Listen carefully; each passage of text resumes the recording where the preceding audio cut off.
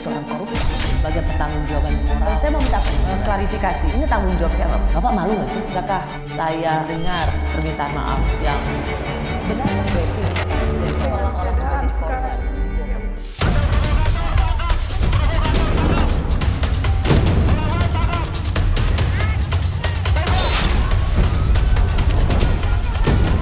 Kami menolak dengan tegas sejumlah pergeseran, perpindahan, relokasi, atau penggusuran atau pengosongan dari tanah tumpah darah nenek leluhur kami. Relokasi ke Galang kita tiadakan. Dengan demikian kita geser ke Pulau Banon, Tanjung Banon, hanya digeser aja. Pengosongan Pulau Rempang batal. Keputusan ini diambil karena masih kuatnya penolakan warga 16 kampung tua. Mereka khawatir akan kehilangan ruang hidup sebagai dampak dari pembangunan Rempang Eco City. Spanduk itu berbunyi, kami tidak mau relokasi, kami tidak mau digusur, silakan investasi masuk. Namun itu tidak dapat respon positif. Akhirnya Bahlil mengundang 3 tokoh masyarakat berdialog, dan dari penyampaian tokoh masyarakat, silakan investasi asal kampung kami tidak direlokasi. Ini bukan komputer kok. Iya, mesin tik itu. Mesin tik nih. Karena kita bayar pajak kok. Merespons ketegangan di Pulau Rempang, Senin 25 September, Presiden Jokowi adakan ratas dengan Menteri Investasi Bahlil Lahadalia, Menteri LHK Siti Nurbaya, Menteri Menko Perekonomian Erlangga Hartarto. Pemerintah berjanji akan mengakomodir permintaan warga yang diwakili sejumlah tokoh di Rempang. Yang pertama, relokasi ke Galang kita tiadakan. Artinya kita menyetujui aspirasi dari masyarakat. Dengan demikian kita geser ke Pulau Banon, Tanjung Banon. Tanjung Banon itu masih di Rempang, hanya 3 kilo. Yang kedua, kuburan-kuburan para dato-dato orang tua kita tidak kita geser ke tempat lain, tapi kita pagar, kita bikin gapura, kita cat. Yang ketiga, menyangkut dengan kompensasi, mendapat 500 meter persegi tanah di Tanjung Banon yang di Rempang itu langsung sertifikat. Ini sertifikat itu bukan HGB, tapi sertifikat hak milik. Rumahnya dikasih tipe 45, harganya 120 juta. Kemudian timbul pertanyaan dari rakyat, bagaimana kalau rumah kami lebih 120 juta, contoh 500 juta, maka kita kasih 120 juta yang sudah diberikan, berarti kita tambah lagi 380 juta. Jadi nggak ada dirugikan ini.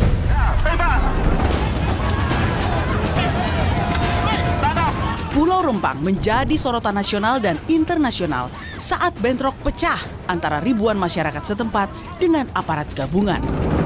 Warga menolak masuknya tim gabungan yang hendak mengukur lahan dan pemasangan patok untuk pembangunan proyek Rempang Eco City seluas 16.500 hektar.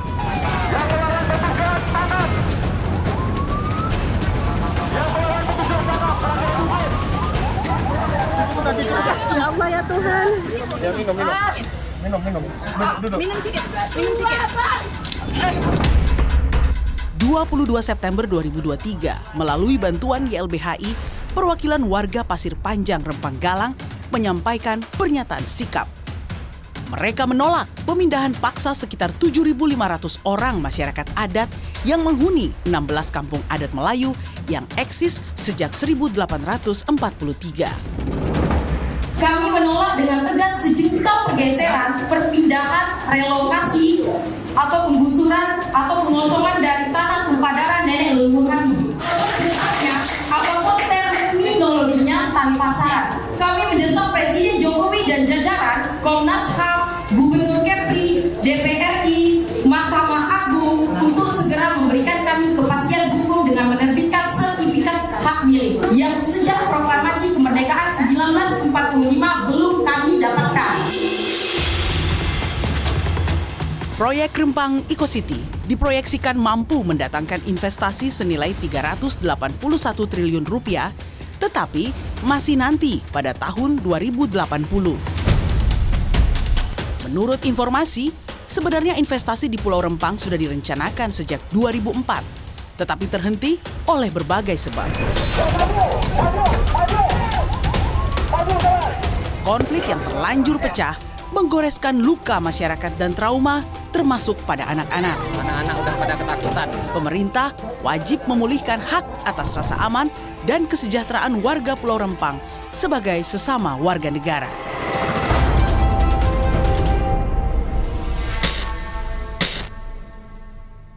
Saya sudah bersama dengan menteri yang paling bertanggung jawab soal investasi di Indonesia, sekaligus soal konflik di Pulau Rempang, Bapak Bahlil Lahadalia. Pak Bahlil, Pak Menteri, terima kasih sudah di Rosi. Selamat siang. Terima kasih. Di hari libur ini, hari libur adalah kata kerja, sehingga kita tetap bekerja. Ya, kalau untuk Kementerian Investasi nggak ada kenal hari libur. Kita kan harus mencapai target gitu kan. Pak Bahlil, ini pada hari Senin lalu, tanggal 25 September, Presiden Jokowi memanggil sejumlah menteri untuk ratas. Lalu kemudian Pak Bahlil sendiri menyampaikan ada arahan Pak Jokowi untuk menyelesaikan secara kekeluargaan soal konflik Rempang. Apakah ini mengindikasikan ada yang salah dalam penanganan di Pulau Rempang? Ya, memang harus kita melihat masalah Rempang ini harus dengan kata hati dan berpikirnya objektif, Ros. Jadi kalau ditanya apakah memang ada terjadi kekeliruan dalam penanganan masalah Rempang, saya jujur mengatakan. Ada pengakuan? Saya jujur mengatakan ada miskomunikasi, ada tata kelola komunikasi yang menurut saya itu kurang pas. Dan oleh karena kurang pas itu kemudian lahirlah berbagai macam dinamika. Tetapi kalau kita mau jujur, ini mengatakan, saya jelaskan sedikit menyangkut masalah Rempang. Rempang ini kan adalah kawasan yang dikuasai oleh BP Batam sebenarnya. Dulu sebutannya Otorita Batam. Otorita Batam, sekarang BP Batam. Dan perusahaan yang melakukan perjanjian ini adalah perusahaan MEG. MEG ini mereka melakukan perjanjian sejak tahun 2004. Dengan BP Batam. Oke, sampai di situ dulu boleh Pak Bahlil. Artinya kan sebenarnya ini sudah ada proses yang panjang. Tetapi kemudian ada kericuhan yang sungguh-sungguh melukai banyak hati masyarakat Indonesia, terutama masyarakat di Pulau Rempang sendiri. Yang salah itu sejak awal ketika menetapkan soal investasi ini atau soal penanganan konfliknya? Kalau saya melihat tata kelola komunikasi untuk menjelaskan kepada rakyat. Jadi dari 2004, udah berapa? Saya tidak melihat dari 2004-nya, karena 2004 saya baru selesai aktivis, Ros. Saya tidak boleh menjawab hal yang saya nggak tahu. Pak Jokowi juga belum jadi wali kota waktu itu, 2004. Saya masih di Papua. Tapi khusus untuk menyangkut dengan kejadian awal September kemarin, saya kalau merunut, karena begitu kejadian kan saya diperintah oleh Bapak Presiden. Mas Bahlil, segera turun ke Batam untuk Rempang, mengecek. Begitu ada perintah turun, saya langsung turun melakukan rapat koordinasi di Kepri. Ya, di Batam. karena ada masalah yang berlarut-larut. Tadi Pak Bahlil sudah mengatakan soal manajemen komunikasi yang tidak dilakukan dengan baik, sehingga terjadilah kerusuhan itu atau konflik itu antara masyarakat Pulau Rempang dengan kepolisian. Pertanyaan saya sebenarnya Pak Bahlil, apa iya untuk investasi harus mengerahkan aparat sebegitu banyak sehingga seperti seolah kerusuhan? Enggak begitu, Ros. Enggak begitu. Saya harus mengatakan objektifnya begini. Awal mula terjadi kerusuhan itu kan ada sekelompok masyarakat yang memblok jalan. Jalan itu adalah untuk seluruh, bukan hanya di Rempang. Tapi itu arus jalan utama. Mereka memblokade. Karena sudah mendengar isu bahwa ada terjadi sosialisasi untuk dilakukan pengosongan wilayah. Itu sebenarnya awalnya. Tapi waktu itu belum ada pengosongan itu. Yang ada itu adalah karena Rempang itu total arealnya itu 17.000 lebih. Dari 17.000 hektar itu 10.000 lebih itu adalah kawasan hutan. Yang selebihnya HPK. Yang benar itu adalah ATR dan Kehutanan mau melakukan pematokan batas wilayah. Tapi kemudian itu tidak diizinkan oleh sekelompok masyarakat, lalu kemudian mereka hadang. Itu sebenarnya masalahnya. Tapi Pak Bahlil begini, karena kemarin tim Rosi sendiri yang paling baru kami hari ini kami mencoba hubungi itu ke juru bicara kerabatan masyarakat adat tempatan Keramat di Rempang, namanya adalah Bapak Suwardi. Dia mengatakan dari awal tidak ada koordinasi baik antara pemerintah dan warga. Warga berharap dari semua harus sebenarnya ada kejelasan sehingga tidak berlama-lama karena putusan dibuat harus putusan bersama bukan sepihak. Jadi blokade itu adalah bagian dari respons rakyat ini merasa tidak didengar, Pak Bahlil. Oleh karena itu saya katakan, Ros, begitu ketahuan ada seperti ini, maka kami diperintahkan oleh Bapak Presiden. Kami pertama apa yang saya lakukan? Saya melakukan rapat koordinasi. Saya bersama-sama Menteri Dalam Negeri, Menteri ATR, Wakapolri, undang gubernur, undang wali kota, BP Batam, dan Forkopimda. Kita lakukan rapat. Tujuannya apa? Untuk belanja masalah. Apa sih masalahnya? Begitu saya tahu belanja masalah selesai clear, saya masuk ke Rempang. Hari Minggu malam Senin, sendiri. Saya nggak bawa siapa-siapa, saya nggak bawa pejabat, saya bawa mobil Avanza ke sana. Saya ketemulah namanya Pak Garisman sama Pak Suwardi. Ketemu di situ. Secara kekeluargaan, saya sholat maghrib di sana. Dan persis suaranya sama kan, merasa tidak dilibatkan kan secara komunikasi. Entar saya sampaikan apa yang saya sampaikan dalam rapat, dalam pertemuan saya dengan mereka. Kenapa saya tidak datang sebagai seorang menteri? Saya datang sebagai anak kampung. Agar mereka lebih terus terang apa sih masalahnya. Baik, Pak Bahlil kalau sampai di situ, temuan dari Ombudsman, mereka mengatakan bahwa ada kritikan juga ketika Pak Bahlil datang ke sana. Karena apa? Karena satu, Pak Bahlil hanya mengumpulkan orang-orang perwakilan, jadi tidak semua didengar. Dan perwakilan itu adalah orang-orang yang dianggap sudah bersetuju dengan pemerintah. Artinya di sini garis besarnya Pak Bahlil hanya bertemu dengan orang-orang yang hanya ingin Pak Bahlil dengar dan setuju. Rosi harus tahu dulu, yang mengumpulkan rakyat itu bukan saya. Yang mengumpulkan rakyat itu adalah tokoh-tokoh di sana, dalam hal ini Pak Garisman dan Pak Suwardi. Jadi saya mau minta klarifikasi nih dari Pak Menteri. Tidak benar bahwa Pak Bahlil datang ke sana hanya ingin bertemu dengan kelompok-kelompok yang setuju dengan pemerintah. Yang bisa diatur oleh pemerintah. Bagaimana mungkin kita mau atur? Saya itu datang bersilaturahmi dengan tokoh. Makanya saya kasih waktu untuk menjelaskan. Begitu saya melakukan silaturahmi dengan Pak Garisman, itu 3,5 jam, Rosi. Saya tanya mereka, apa sih masalahnya? Apa harapan mereka? Pak Garisman itu ngomong sama saya, Pak Suwardi juga. Mereka itu tidak menolak investasi. Bahkan mereka mengatakan Rempang ini 5 kali kiamat pun nggak akan maju kalau tidak ada investasi. Satu. Cuman investasi yang harus betul-betul dengan tata kromo. Harus dengan perilaku. Saya sebagai orang kampung memahami perasaan mereka. Oh, ini tanah leluhur mereka kok. Mereka sudah hidup harus ada cara generasi ke generasi. Harus ada cara yang wise gitu loh. Kemudian saya tanya, apa yang menjadi harapan bapak-bapak? Yang pertama, mereka tidak ingin untuk direlokasi ke Galang. Mereka maunya melakukan pergeseran ke Rempang aja. Cari satu kampung untuk kumpul semua di situ. Satu. Yang kedua adalah hak-hak mereka. Begitu digeser, apa yang mereka dapatkan? Apakah sama mata pencariannya seperti dulu? Yang ketiga adalah bagaimana dengan kuburan-kuburan para datuk-datuk, para keluarga-keluarga. Yang keempat adalah investasi masuk, mereka dapat apa? Maka kemudian kita formulasikan. Yang pertama, saya batalkan juga tentang ke Galang. Itu full stop, jadi? Tidak jadi ke Galang. Karena itu aspirasi mereka kan. Jadi, mereka nggak mau dipindahin ke Galang? Ya, karena itu kan saya melakukan komunikasi. Setuju mereka. Bahkan petanya sudah diteken.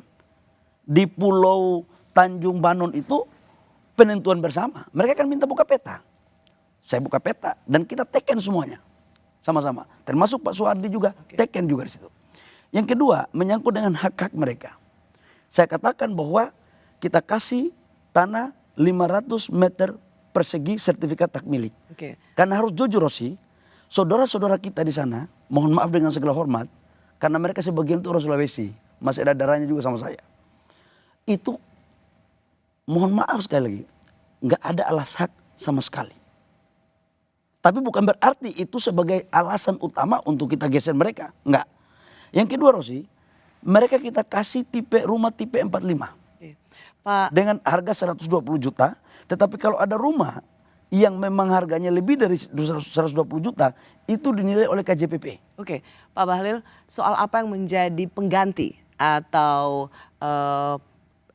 ganti untung oleh pemerintah, nanti saya akan gali lagi Pak Bahlil. Tapi by hari ini, ketika Pak Bahlil mungkin melihat sudah ada satu titik temu, sampai hari ini masih ada penolakan. Kita lihat sama-sama bagaimana hasil liputan Kompas TV di sana.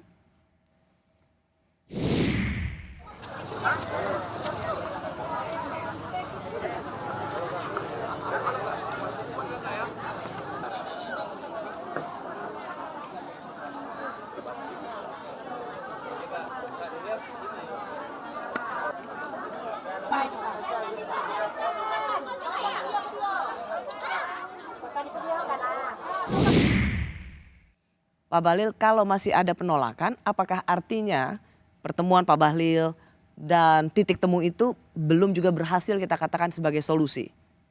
Gini Rosi, total yang akan melakukan pergeseran itu total 900 kakak. Dan dari 900 kakak itu, terhitung tadi sebelum saya ke sini, itu sudah 300 lebih. Sudah ada sekitar 317 kakak yang sudah melakukan sukarela. Jadi pendaftaran ini pendaftaran sukarela yang dilakukan oleh tokoh-tokoh di sana.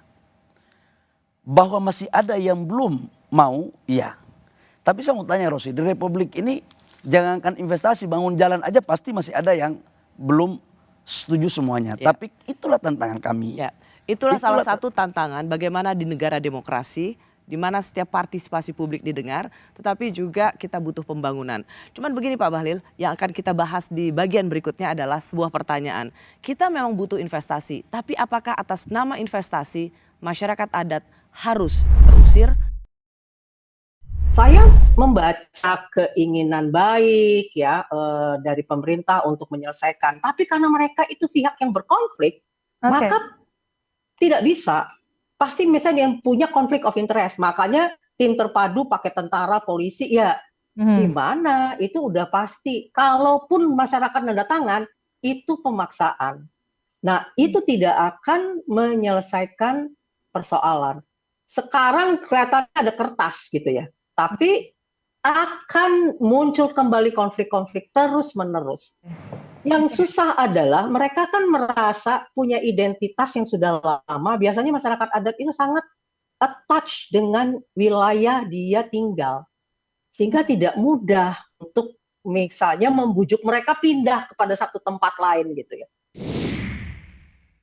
Saya masih bersama dengan Menteri Investasi sekaligus Kepala Badan Koordinasi Penanaman Modal Bahlil Lahadalia.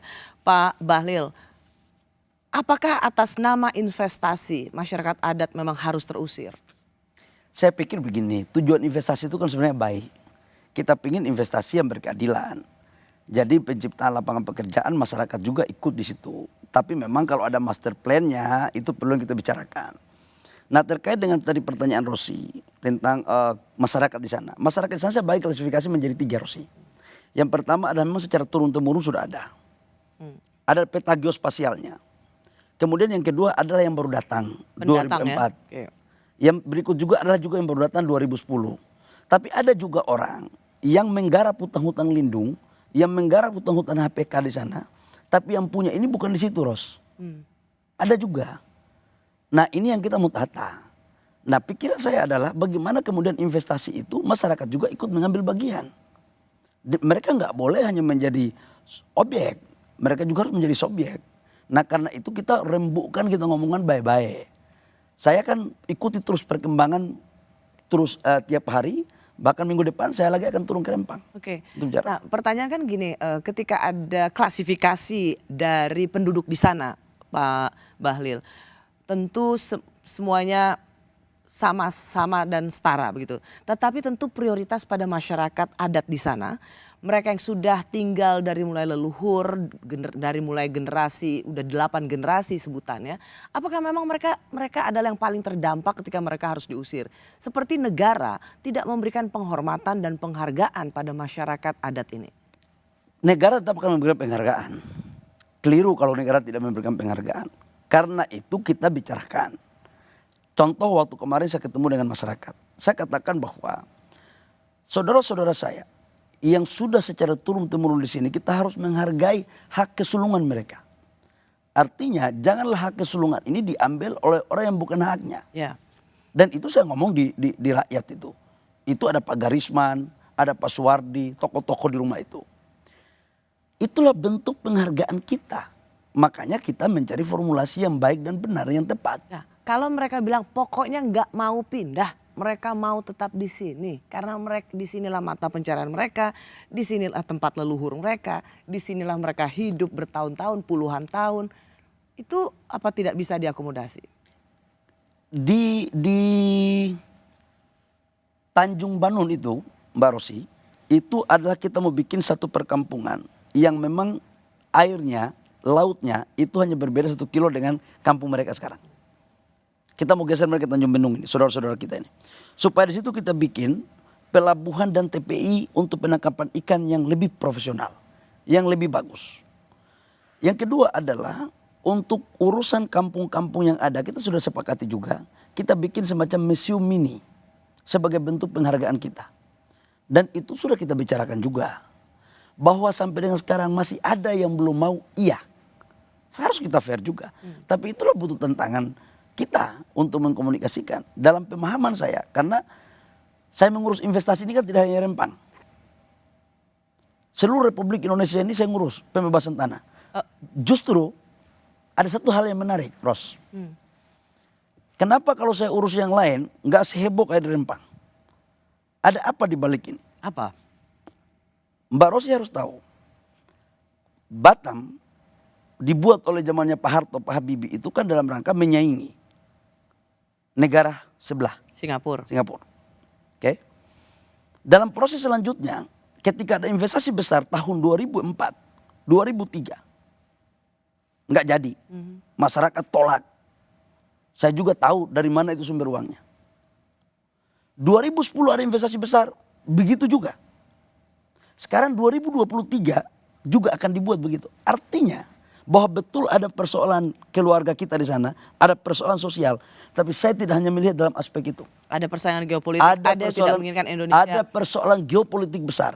Nah, kita ini mau diadu domba atau tidak? Itu aja kok. Nah, kalau kita bicara tentang wilayah, tanah di Sulawesi, di Maluku, di Kalimantan, di Jawa mengalami hal yang sama. Tapi kan bisa kita lakukan dengan baik. Kita bicarakan baik-baik semuanya. Sebenarnya ketika misalnya ada negara secara geopolitik ingin mengaco atau memberikan kekacauan supaya Indonesia tidak maju, itu oke lah, itu bagian dari sesuatu yang memang harus diwaspadai. Tetapi kan pemerintah pusat maupun pemerintah daerah harus mengerjakan PR-nya juga, supaya tidak ada free rider di sini, tidak ada oportunis baik dari dalam maupun dari luar yang ingin mengambil keuntungan. Pak Bahlil, seperti yang tadi Pak Bahlil katakan, ada janji untuk mereka yang dipindahkan atau sebutannya digeser sedikit. Tapi mereka tidak melihat itu sebagai sebuah harapan yang realistis. Karena satu, mereka melihat ini belum tentu, masih hanya janji. Kedua, tidak seperti asal mereka bisa mencari nafkah. Ketiga, tidak juga ada landasan hukumnya. Keempat, uangnya belum ada. Jadi mereka melihat omongan ini hanya sebatas retorika. Yang pertama, kalau digeser, tidak mau lakukan pergeseran karena lapangan pencarian nelayan mereka. Itu saya jawab ya, Mbak Rosi. Itu di laut yang sama. Pesisirnya cuma beda 1 kilo. Yang kedua, kalau dia bilang tidak ada uang, ini yang jamin negara, Ros.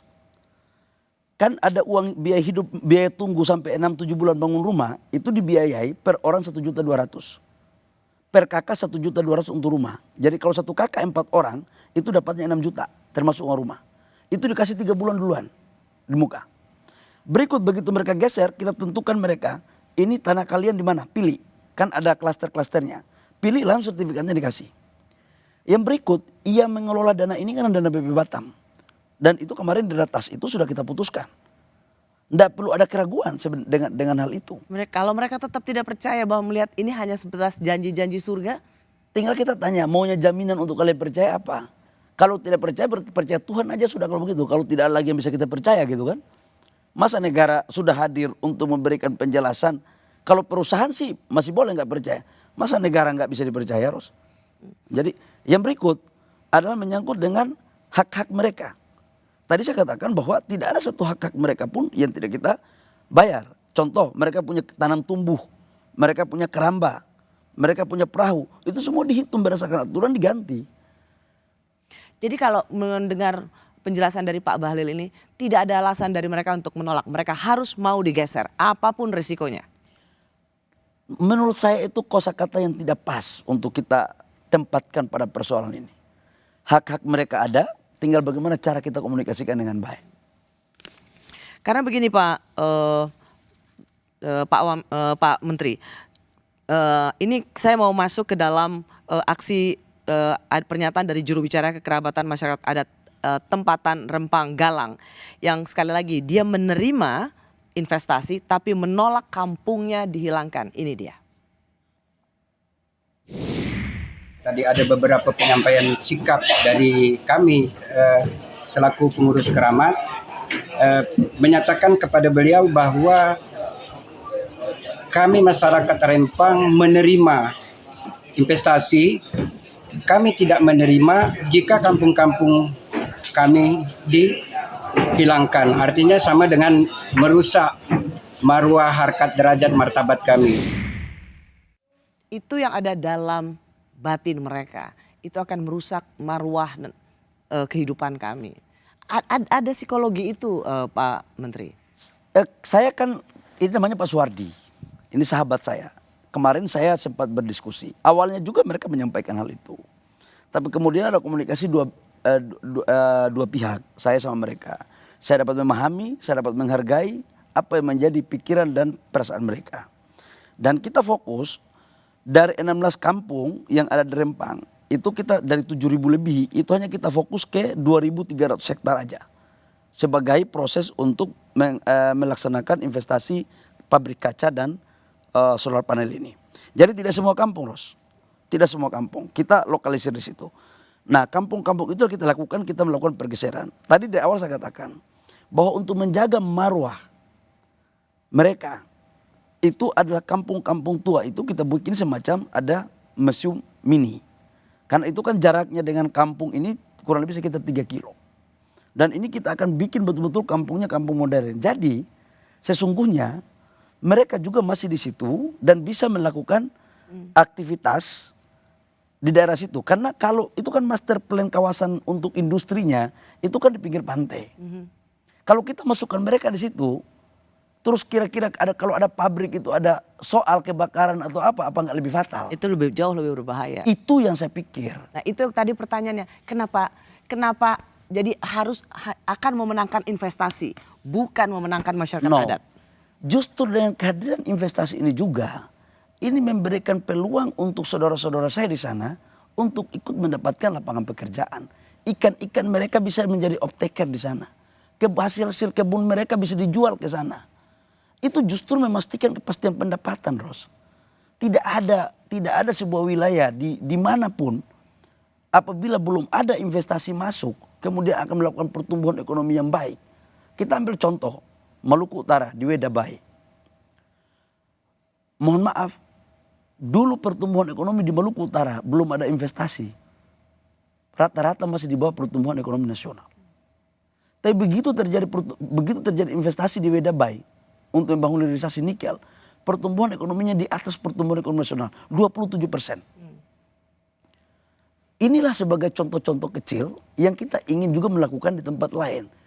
Dan selain dari persoalan itu adalah anak-anak mereka, saudara-saudara kita di sana, itu dia akan masukkan di SMK khusus. Oke, Pak. Untuk kemudian mereka mendapatkan manfaat dari keberadaan investasi. Itu. Jadi nggak benar kalau dibilang bahwa kita atas nama investasi. Justru investasi itu meningkatkan taraf hidup mereka bersama-sama. Pertanyaan saya berikutnya Pak Bahlil. Proyek strategis nasional di Rempang ini seolah-olah mendadak muncul di tahun 2023. Dan di belakangnya ada nama pengusaha Tommy Winata. Benarkah pengerahan pasukan ini hanya demi untuk mengamankan proyek pengusaha tertentu?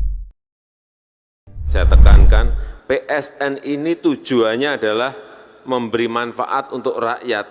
Bukan justru sebaiknya menderitakan masyarakat. Saya sudah sampaikan urusan yang di mana? Rempang.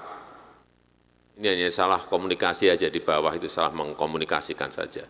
Diberi ganti rugi, diberi lahan, diberi rumah, tapi mungkin lokasinya belum tepat. Nah itu yang harusnya diselesaikan. Urusan kayak gitu sampai presiden.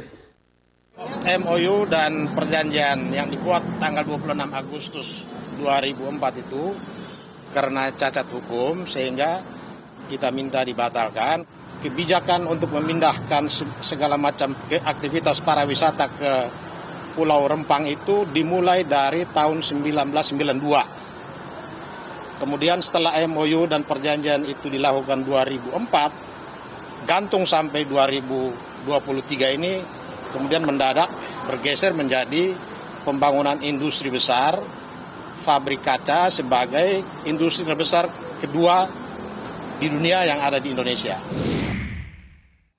Saya masih bersama Menteri Investasi yang pernah menjabat Ketua Himpunan Pengusaha Muda Indonesia periode 2015-2019, Bahlil Lahadalia. Pak Bahlil, kembali ke pertanyaan saya sebelum kita jeda tadi. Proyek strategis nasional tadi sudah disebutkan oleh Presiden Jokowi bahwa ini penting untuk masyarakat Indonesia. Tetapi untuk Eco City di Rempang ini seolah ujuk-ujuk. Pulang dari Cina, tiba-tiba ini jadi SK Menko dan kemudian menjadikan Eco City ini sebagai PSN. Dan di belakangnya ada pengusaha yang kita tahu adalah Pak Tommy Winata. Apakah ini memang kado dari Cina yang tiba-tiba dijadikan sebagai proyek strategis nasional? Enggak juga begitu. Itu asumsi yang perlu saya luruskan. Jadi pertama begini, saya kan punya Kementerian Investasi kan punya perwakilan di China. Tugas kita itu adalah ada 10 negara perwakilan kami. Memapping potensi-potensi investasi yang bisa kita masuk ke Indonesia. Sejarahnya sebenarnya begini, ini terkait dengan hilirisasi, Rosi. Bapak Presiden kan selalu mengatakan untuk kita bahwa arah kebijakan negara investasi ke depan itu hilirisasi. Nikel sudah kita lakukan, boksit sudah kita lakukan, tembaga sudah kita lakukan. Poin kedua apa? Kita masuk kepada pasir silika dan pasir kuarsa untuk green energy. Maka kemudian kita mencarilah investasi mana yang bisa masuk ke Indonesia. Karena kita punya pasir kuarsa dan punya pasir silika besar sekali di Kalimantan. Ini ceritanya. Lalu kemudian saya berangkat ke China. Menemui begitu staf saya melaporkan, saya datang untuk melakukan cross check. Bahwa benar ini orang serius melakukan investasi di Indonesia atau tidak. Saya ke sana mengecek dan ternyata bagus sekali. Bahkan kita mau jadikan Indonesia sebagai pusat industri untuk solar panel. Karena dunia ke depan itu bicaranya green. Nah, tidak ada cara lain. Kita harus menggunakan investasi. Investasi kan seperti kereta. Ada lokomotif, ada gerbong. Nah kemudian mereka masuk. Setelah itu saya lapor ke Presiden. Jadi benar dong, kesannya memang dadakan banget. Enggak setelah dadakan. dari Cina dan kemudian dijadikan ini sebagai proyek Enggak strategis dadakan. nasional. Gimana dadakan, sudah 4 bulan lalu kita hunting. Kalau dadakan itu kan 1 minggu sebelumnya. Ini sudah 4 bulan lalu sebelum kunjungan Pak Presiden sudah kita hunting. Sudah kita lakukan cross check segala macam. Gitu. Jadi nggak benar itu kalau dibilang bahwa itu dadakan dan itu hadiah, nggak ada. Dan itu B2B semuanya. Ini yang menjadi banyak omongan orang Pak Bahlil karena dari Cina kemudian tiba-tiba ini menjadi proyek strategis nasional, kemudian Rempang dijadikan Eco City dan kemudian semuanya seperti dikerahkan aparat keamanan juga dikerahkan untuk pengosongan lahan karena ini mau segera dibangun sebagai Eco City. Dan di belakangnya ada pengusaha bernama Tommy Winata. Saya tidak melihat bahwa ada pengerahan dari aparat keamanan ya. Bahwa kejadian kemudian ada aparat keamanan, iya. Tapi tugas untuk meyakinkan masyarakat ini kan sebenarnya tugas pemerintah yang dalam hal ini diwakili oleh BP Batam. Karena yang punya wilayah ini kan BP Batam. Jadi sebenarnya ini bukan tugas juga MEG atau Pak Tommy, bukan tugas Pak Tommy. Pak Tommy itu melakukan kerjasama dengan dengan Batam itu, BP Batam, dalam kondisi clear and clean. Jadi nggak ada urusannya. Gitu loh. Ini murni adalah urusan pemerintah dengan saudara-saudara kita. Kalau gitu bagaimana menjawab kenapa kok munculnya belakangan, kok baru-baru ini sebagai proyek strategis nasional 2023? Begitu sudah serius, karena PSN itu kan sebelum diterbitkan kan kita mengecek dulu. Serius nggak ini investornya? Bisa tereksekusi nggak? Jangan sampai kita bikin PSN nggak ada investornya, Ros. Dan rata-rata dalam mekanisme di internal itu kalau proyek strategi nasional itu kan dari Menko. Tetapi ada kementerian teknis yang memberikan pertimbangan. Kami salah satu yang memberikan pertimbangan bahwa ini penting untuk dimasukkan sebagai PSN. Kenapa? Karena ini menjadi industri investasinya 172 triliun dan menciptakan lapangan pekerjaan untuk 30.000 orang dan ini mampu memacu pertumbuhan ekonomi kita. Nah kalau tidak ini menjadi strategi nasional, kemudian pengusahanya juga itu kan akan berpikir seberapa besar keseriusan pemerintah dalam menjamin investasi untuk keberlangsungan bersama. Itu Ros. Jadi kalau dibilang bahwa uju-uju, enggak lah. Anda di sini klarifikasi bahwa ini bukan semata-mata hanya untuk memberikan karpet merah untuk investasi Cina dan pengusaha tertentu di Indonesia. Enggak ada. Saya kan bikin PSN udah banyak. Kemarin di kampung saya bikin PSN juga untuk pupuk. Lama-lama nanti Bahlil bilang ini balik karena bikin pupuk di fak-fak jadi karpet merah juga. Saya selalu membuat analogi begini, Ros. Negara dari langit pun yang melakukan investasi di Indonesia, selama dia tidak menabrak aturan, maka saya akan memberikan karpet merah. Karena itu tugas saya. Karena memang negara ini membutuhkan investasi. Bagaimana mungkin kita menciptakan lapangan pekerjaan? Bagaimana mungkin pertumbuhan ekonomi kita? Bagaimana mungkin neraca perdagangan kita akan baik kalau tidak ada industri produk yang bisa kita jual? Dan itu memang harusnya ada investasi. Karena di sini berhadapan dengan masyarakat adat. Itu di situ poinnya. Bukan hanya melulu tentang masyarakat adat, tapi banyak kebutuhan masyarakat hidup lainnya yang harus tergusur, terhempas karena masalah investasi. Disinilah sesungguhnya PR terbesar bahwa kita butuh investasi, tapi jangan sampai kemudian hak-hak hidup masyarakat yang sudah hidup bertahun-tahun di sana terampas. Ros, yang pertama saya ini kan orang kampung. Saya mengerti perasaan saudara-saudara saya di sana. Saya nggak mungkin lah melakukan hal yang menurut saya itu sangat tidak rasional. Tapi yang kedua saya mau sampaikan juga begini. Mana ada sih investasi di Republik ini yang tidak ada dinamika? Ini konsekuensi negara kita berdemokrasi. Tapi kita harus tahu dong mana tujuan negara dan mana juga tujuan rakyat. Kita harus ada titik temu dong. Kalau kita mau cari sempurna, mati aja kita semua masuk surga. Baru kita cari kesempurnaan itu di sana. Untuk selanjutnya Pak Menteri, yang ingin saya tanyakan selanjutnya adalah suara dukungan menyelesaikan hingga membatalkan konflik Rempang datang dari berbagai kalangan. Apakah proyek strategis nasional Rempang Eco City bisa batal? Persoalan Rempang Galang merupakan masalah yang terkait pemanfaatan lahan untuk proyek pembangunan. Persoalan semacam ini terus berulang akibat kebijakan yang tidak partisipatoris, yang tidak melibatkan para pemangku kepentingan dalam proses perencanaan kebijakan hingga pelaksanaannya. PBNU berpandangan bahwa tanah yang sudah dikelola oleh rakyat selama bertahun-tahun, baik melalui proses iqta' atau redistribusi lahan oleh pemerintah atau ihya pengelolaan lahan, maka hukum pengambil alihan tanah tersebut oleh pemerintah adalah haram. Bahwa hukum haram tersebut jika pengambil alihan tanah oleh pemerintah dilakukan dengan sewenang-wenang. Masih bersama saya Menteri Investasi Bahlil Lahadalia. Pak Menteri, jadi pembelaan pada masyarakat Rempang, terutama mereka yang sudah dari turun-temurun di sana, masyarakat adat di sana, itu semakin meluas dan mengatakan sebaiknya ditunda dulu atau yang paling ekstrim batalkan. Apakah ini opsi yang bisa didengar? Mbak Rosi, kalau penyampaian dari saudara-saudara saya PBNU itu kan ketika kejadian dan saya belum turun ke lapangan. Ini respon dari kejadian tanggal 12 itu. Tapi begitu saya turun ke lapangan kan suasananya udah beda. Waktu memang sebelum itu sangat seram sekali. Saya datang ke kampung itu suasananya agak sedikit tidak kondusif. Tapi begitu saya datang kan sudah kondusif dan sekarang sudah 300 rumah lebih yang mau lakukan pergeseran. Kalau ditanya bahwa apakah opsi untuk menunda dulu? Kalau kita begini, membatal nggak mungkin. Batal tidak? Nggak. Pemerintah akan jalan terus? Gini loh Ros. Apapun resikonya? Saya harus tahu, saya tahu tujuan negara yang mana. Saya nggak mau kita diadu domba oleh sekelompok orang atau negara tertentu yang memainkan negara kita. Saya juga tahu ini, bahwa di balik ini ada beberapa pengusaha yang memang pernah izinnya diberikan tapi dicabut. Pengusaha Indonesia? Ada dari dalam dan luar negeri. Karena mereka mengelola kawasan hutan lindung ada peternak-peternak ayam, ada macam-macam lah di sana. Aku Ini tahu. sinyalemen yang sangat serius loh Pak Menteri. Yes. Dan saya sebagai anak kampung yang memang sudah berjuang, saya gak akan pernah mundur untuk urus dengan hadapi mereka ini. Yang saya hadapi ini bukan saudara-saudara saya di kampung. Yang saya hadapi ini ada variabel lain. Dan karena saya tahu kebaikan negara, saya tidak mundur. Tetapi dengan cara yang baik.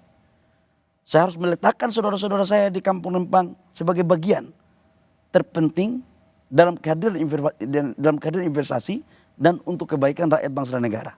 Tetapi kita tidak boleh ngalah. Kita ini kan adu domba, Ros. Tidak saja PBNU, tapi Ombudsman juga meminta untuk paling tidak menunda dulu sampai situasi yang kondusif. Nanti kita pertimbangkan. Kan Ombudsman boleh aja membuat rekomendasi kan.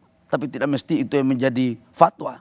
Salah satu juga yang menjadi catatan Ombudsman adalah adanya semacam kedatangan orang-orang yang memaksa untuk mengisi form, lalu masih ada aparat bersenjata yang membuat suasana semakin mencekam.